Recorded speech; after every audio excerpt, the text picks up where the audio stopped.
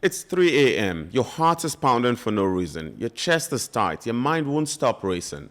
And your body braces for a non-existent threat. You're wide awake again.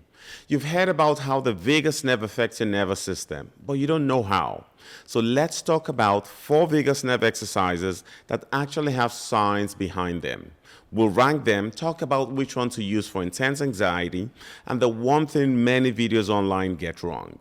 I'm Dr. Air, Corduple Butler certified psychiatrist. I've treated thousands of people who struggle with anxiety. First, know that if your heart races, your chest tightens, and every test comes back normal, you're not broken, you're not weak. Your nervous system is doing exactly what an overloaded system is built to do. Let me tell you about Nora. 44 years old, 6-year history of struggling with anxiety, which was progressively getting worse. Her cardiologist ran every test and found nothing wrong with her heart.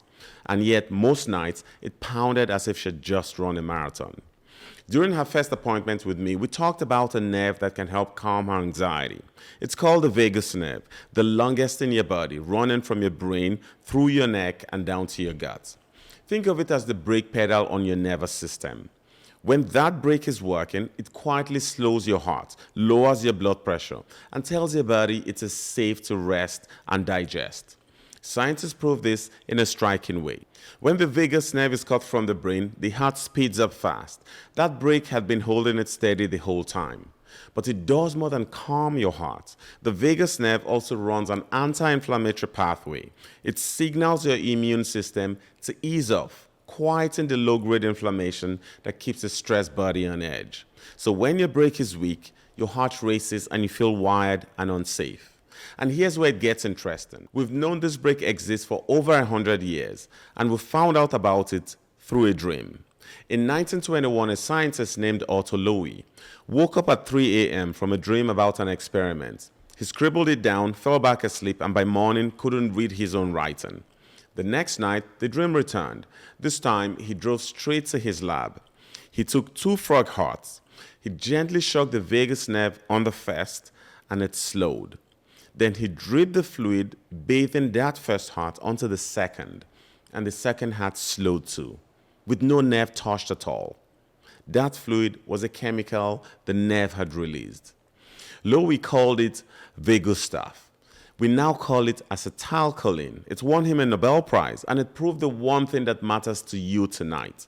Your vagus nerve calms your heart by releasing a chemical. So everything I'm about to show you is just a different way to pull that same trigger.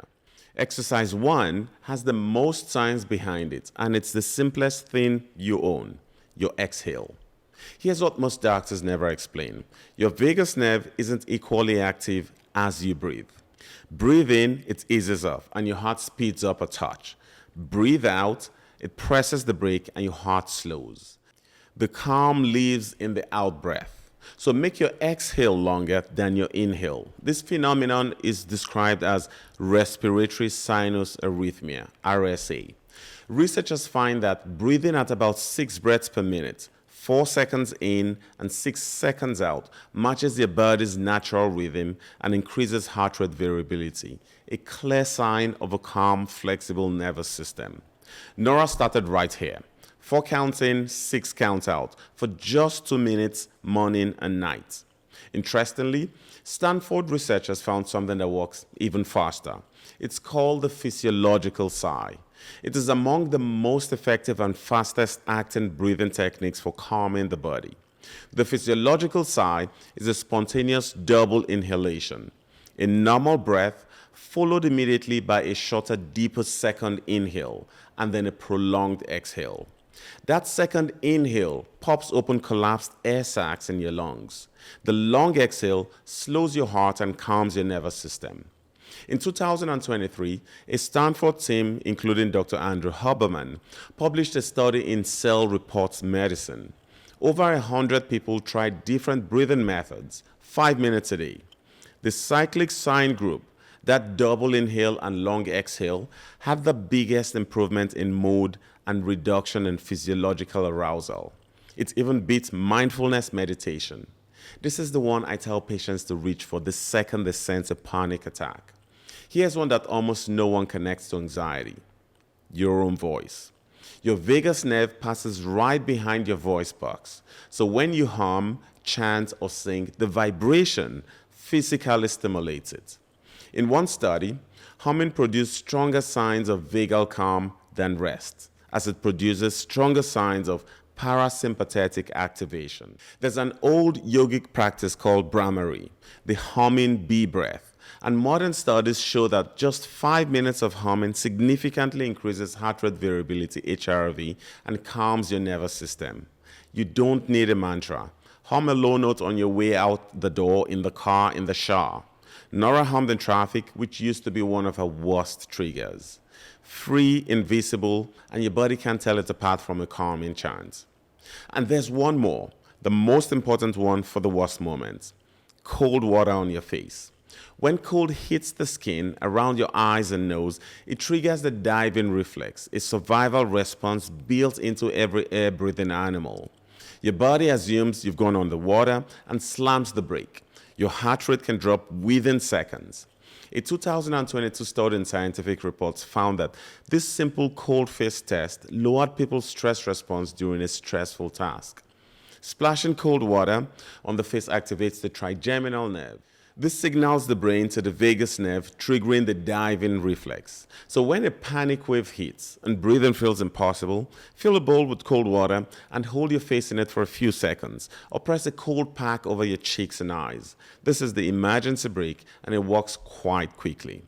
Now here's the part the viral influencer videos won't tell you, and it's the reason I made this as a psychiatrist. You're not flipping a switch. These exercises don't turn your vagus nerve on like a light. What they really do is send your brain a safety signal, and over time, that signal teaches an overprotective nervous system that it's finally allowed to stand down. So here's the honest ranking.